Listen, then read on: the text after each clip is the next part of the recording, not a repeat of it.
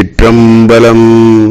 அருள்மிகு கண்ணாயிரமுடையார் பெருமான் திருவடிகள் போற்றி போற்றி, திரு ஞானசம்பந்த பெருமான் திருவடிகள் போற்றி போற்றி. வரலாற்று முறையில் 237வது திருப்பதிகம் திருக்காராயில், திருமுறை 2, 15வது திருப்பதிகம். திருச்சிற்றம்பலம். சம்பந்த பெருமானால் பாடப்பெற்ற திருப்பதி.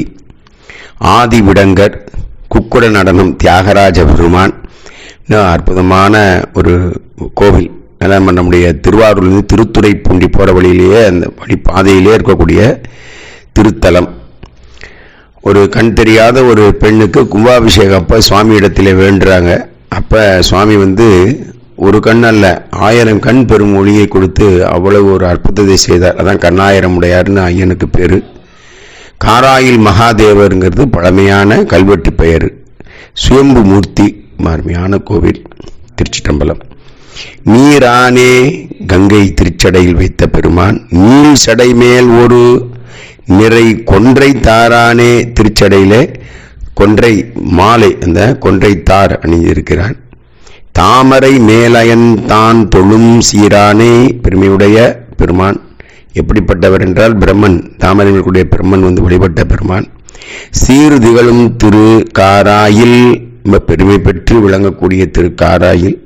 ஊரானே, அப்பதியிலே எப்போதும் உறைந்திருப்பாரே என்பவர். அவ்வாறு சொல்பவருக்கு ஊனம் இல்லாதாரே. ஊனம் என்பது உடலில் இருக்கலாம், தவறே கிடையாது. ஏன்னா ஊனம் இல்லாதவங்க ஒருத்தர் கூட கிடையாது. ஏதோ ஒரு வகையில் அந்த சாமுத்தியா லட்சணம்னு சொல்லுவாங்கல்ல, அதெல்லாம் எல்லாரும் 100% இருக்க முடியாது. ஏதோ ஒன்று உடல். ஆனால் உயிருக்கு ஊனம் இல்லாமல் இருக்கணும். உயிருக்கு எது ஊனம்னா பிறவி தான் ஊனம். அந்த பிறவி இல்லாது ஒரு நிலையில உயிர் இறைவனுடைய திருவடியில கணக்கக்கூடிய நிலை தான், அந்த சிவானுபவம் பெறக்கூடிய நிலை தான் உயர்ந்தது. ஏனைய பிறந்த உயர் அத்தனையுமே ஊனமுடையது தான். ஆனால் திரு அவதாரங்கள்ங்கிறது இல்லையா, அது இறைவன் திருவுருளால் நிகழ்வது மட்டும்தான் ஊனமற்றது.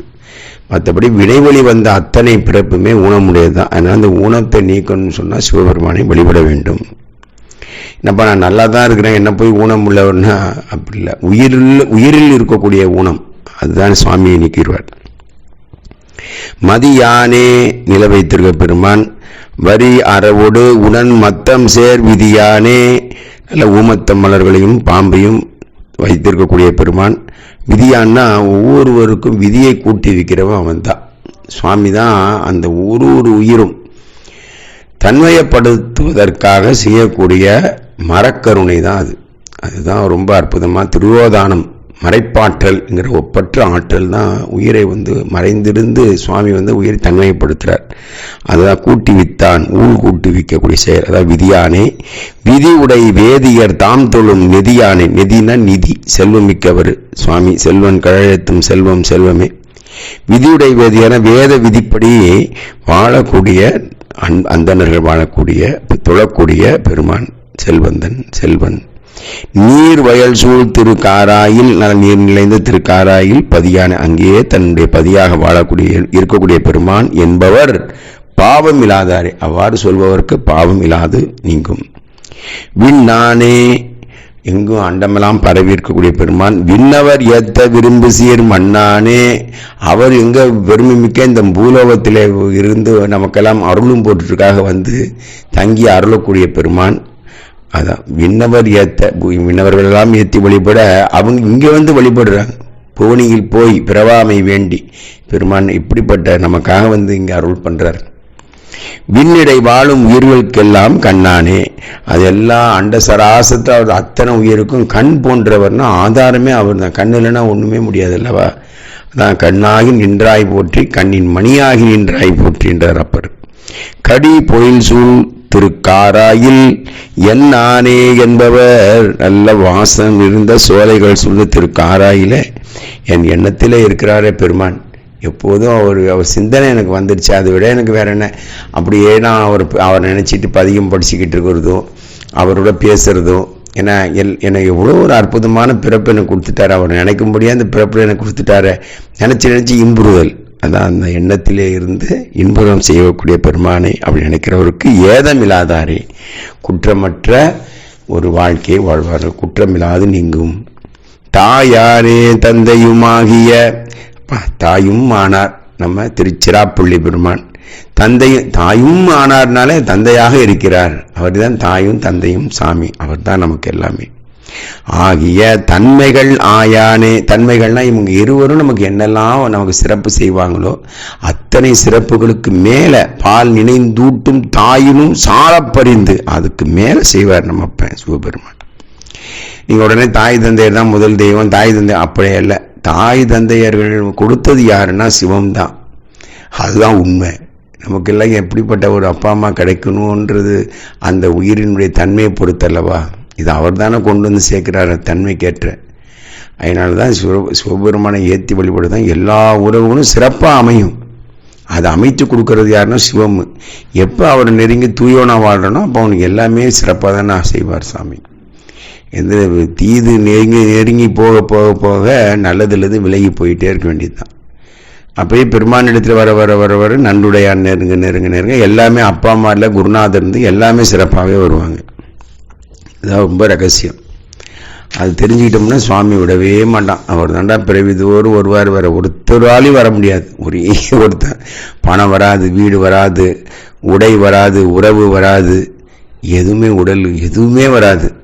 பெருமான் கருணையால் அவன் உயிருக்கு உயிராக இருந்து நம்மை காக்கக்கூடிய பெருமான் ஒருத்தர் தான் வருவார்ன்ற தெளிவாக புரிஞ்சுக்கணும் அந்த உயிர். அதான் ஆய நல்லன்பர்க்கு அணியானே. அன்பர்க்கு அன்பன் அணியான் அழகு புரிந்தி. அதான் பெருமான் அணிந்து இருப்பாரான் அன்பருக்கு. சேயானே புறத்தார்க்கு சேயோன். அப்போ பெருமானுடைய அவர் ஆனால் எங்கும் ஒன்று நிரம்பி இருக்கார். அவரை விரும்பி துதிக்கும் போது அவர் தன்னுள்ளே இருந்து ஆனந்தத்தை கொடுக்கறது அறிகிறான். ஏனையோர் அறிய முடியலை. அறிய முடியலன்னா அவர் இல்லவே இல்லைண்டு போயிடுறான். அவ்வளோதான், முடிஞ்சு போச்சு. சீர் திகழும் திருக்காராயில் மேயானே. நல்ல பெருமை பெற்ற புகழ்பெற்ற இந்த காராயில் இருக்கக்கூடிய பெருமான் என்பவர் மேல் வினை மேவாவே ஒரு நாளும் வராது. கலையானே. கலை எல்லா ஆய கலைகளின் அத்தனையும் அவனே தான். கலை மலி செம்பொன் கைலாய மலையானே. அந்த கலைகளை எல்லாம் மலிந்து கிடக்குதான். எப்போ நிறைந்து இருக்கக்கூடிய கைலாய மலை. இன்னொரு பாட்டு ஞாபகம் வரணுமே. கலை மலிந்த சீர் நம்பி கண்ணப்பர்க்கடியன். அவர் படிக்கவே இல்லை, ஆனால் அவருடைய கலைகள் எல்லாம் அப்படியே காலில் விழுந்து மண்டி போட்டு மலிந்து போய் கிடக்குதுன்னு அர்த்தம். சீப்பாக கிடக்குது. அதுவே ஒரு அவ்வளோ பெரிய ஆள் கண்ணப்பன் நாயனார். என்ன அழகா பாடுறார் பார்த்தீங்களா சுந்தரர். கலை மலிந்த சீர் நம்பி கண்ணப்பர்க்கடியன். படிக்கவே கலைகளே அறியாதவர், எந்த கலைகளும் தெரியாதவருக்கு. அவர்கிட்ட அந்த கலைகள்லாம் எதை தெரிந்து கொள்ள வேண்டுமோ அதை தெரிஞ்சுக்கிட்டார். அப்போ எல்லாம் தெரிஞ்சதாக ஆயிடுச்சு. அதுதான் அவர் ரகசியத்தை சீக்கிரமாக பிடிச்சிக்கிட்டார், கெட்டிக்காரர் ஆயிட்டார். மலையானே.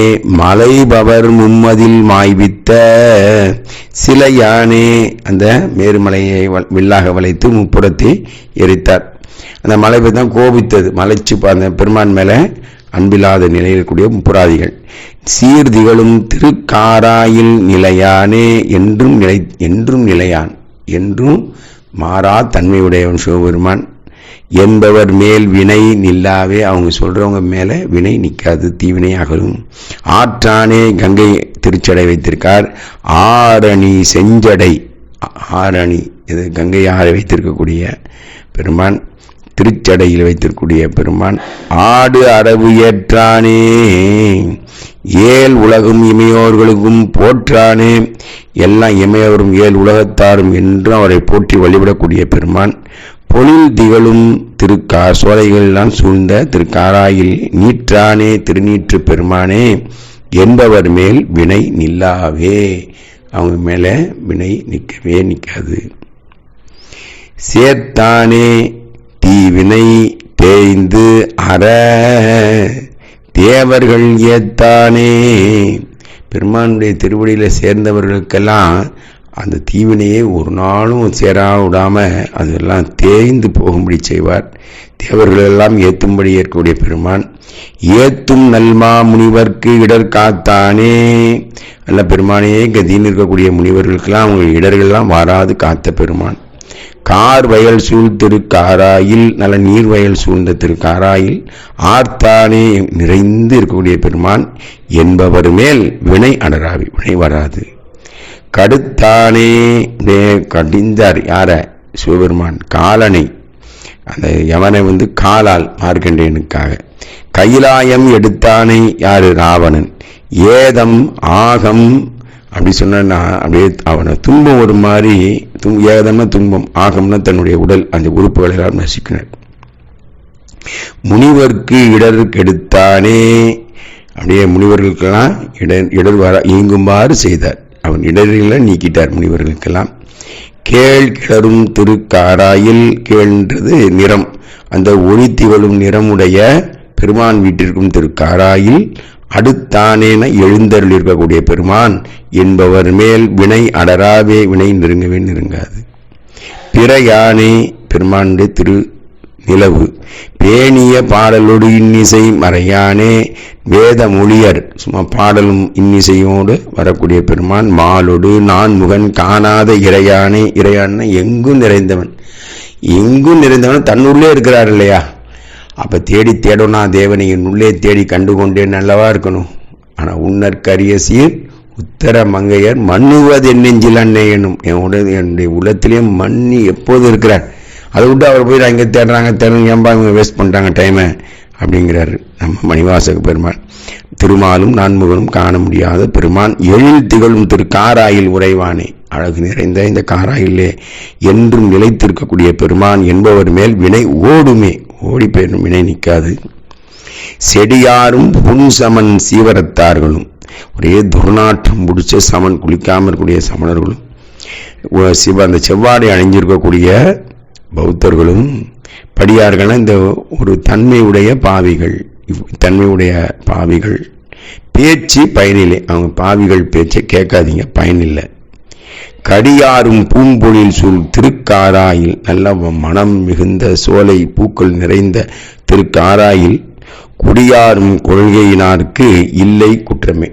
அங்கே பெருமானிடத்திலேயே குடிபுகுதல் அப்படின்னு சொன்னா அந்த உள்ளத்துல அவர் மனசுக்குள்ள வச்சுக்கிட்டே எப்போதும் ஆனந்தமா நினைக்கிறது. திருக்காராயில போய் அங்க தங்கி பெருமானை வழிபடுவது ஒரு பகுதி, ஆனா அவரையே தன்னுள்ளத்திலே குடியமர்த்தி வழிபடுவது ஒன்று. அந்த மாதிரி இருக்கக்கூடிய கொள்கை உடையவர்களுக்கு குற்றமே வராது.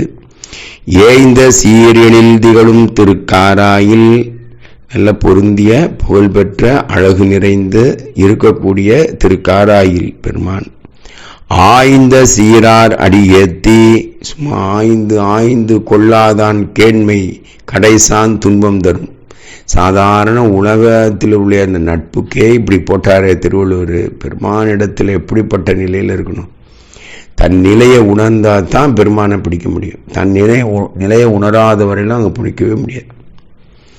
தன்னையே பெருமையாக நினச்சிக்கிட்டு இருக்கவர்களும் பெருமானுடைய பெருமையை அறிய முடியாது. அந்த உயிர் தன்னை சிறுமைப்படுத்தி அவனுக்கு முன்னால் ஒன்றுமே இல்லைங்கிறது தான் உண்மையை எந்த உயிர் ஒத்துக்குதோ அப்போ தான் அந்த ஸ்டார்ட் பிகினிங், அதான் இறை வழிபாடு அங்கே தான் ஆரம்பிக்கும். தாயேயாகி வளர்த்தனை போற்றி, ஒன்றுமே தெரியாதவனுக்கு எவ்வளோ உயிருக்கு உயிராக இருந்து அதுக்கு ஒன்று ஒன்றா சொல்லி கொடுத்துருக்காரு. அவர் மறக்கலாமா? அவர் தான் செய்தார். நன்றே செய்வாய் பிழை செய்வாய் நானோ இதற்கு நாயகமே எல்லாம் ஞான நிலையில் மணிவாசகர் பேசுகிறார். என்னால் எல்லா சிறப்புகளையும் இந்த உயிருக்கு கொடுக்குறாரு யாருன்னா உயிருக்கு ஏறக்கூடிய இறைவன் தான், எம்பெருமான் சிவபெருமான் நம்பெருமான் அவர் தான் அப்படிங்கிறத இறுதியிட்ட உண்மை. அதே இந்த பிறவிலே நமக்கு உணர்த்திட்டார் சுவாமி. நம்ம எல்லாம் அதில் ஆனந்தப்படும். பெருமானுடைய திருநாமத்தை சொல்கிறோம் பாருங்க, சத்தியமாக 1 கோடி பேரில் 1,00,000 பேரோ ஒரு 1000 பேரோ கூட சொல்லுவாங்களான்னு தெரியாது. ஆனால் அவ்வளவு அறுதியிட்டு அது ஞான மொழிய சாமி நமக்கு இந்த பிறவில கொடுத்துட்டாரு. இது ஒன்று போதும், நமக்கு ஒரு ஆனந்தமாக இருந்துட்டு போயிடலாம். ஏய்ந்த சீரெழில் திகழும் திருக்காராயில் ஆய்ந்த சீரார் அடி ஏத்தி, நல்ல பெருமானையே என்றும் நெஞ்சி இருக்கக்கூடிய அந்த பெருமை பெற்ற பெருமானுடைய திருவடியை ஏற்றி வழிபடக்கூடிய அன்பர்கள் வாழக்கூடிய இந்த காராயிலே, அப்படிப்பட்ட பெருமான் இருக்கக்கூடிய இந்த காராயில் அருள் பெற்ற பாய்ந்த சீர் காளியுள் ஞான சம்பந்தன் எப்படி சொல்றார் பாருங்க குழந்தை. இப்படிப்பட்ட பெருமானுடைய அருள் பெற்றவர் நான் அடியவன் யார்? ஞான சம்பந்தர். அப்படியே தன்னை அவ்வளோ டிக்ளேர் பண்றார். அதான் உரைப்பு. பாய்ந்த நீர், நல்ல நீர்வளம் மிக்க சீர்காழியில் இருக்கக்கூடிய ஞான சம்பந்தனுடைய சொல் இதுப்பா. இந்த பாடலு வாய்ந்தவாறு ஏத்துவார். உங்களுக்கு எப்படி முடியுமோ என்ற அளவுல சொல்லுங்க. நீங்க இப்படி பண்ண தெரியலுமா, இல்லை பொருள் முழுமையா தெரியலையா, பரவாயில்லை, எப்படினாலும் பரவாயில்லை. திருவாசகம் படிக்கும்போது கண்களில் கண்ணீர் தப்பு தப்பா படிச்சிருக்கார். என்னப்பா படிக்கிறேன்னா, ஐயா இன்னைக்கு உண்மையாகவே எனக்கு ரொம்ப ஆனந்தமாக இருக்குது, என்னால் கண்ணீர் மல்கி கண்ணு தெரியல, எனக்கு சரியா எழுத்துக்கள்.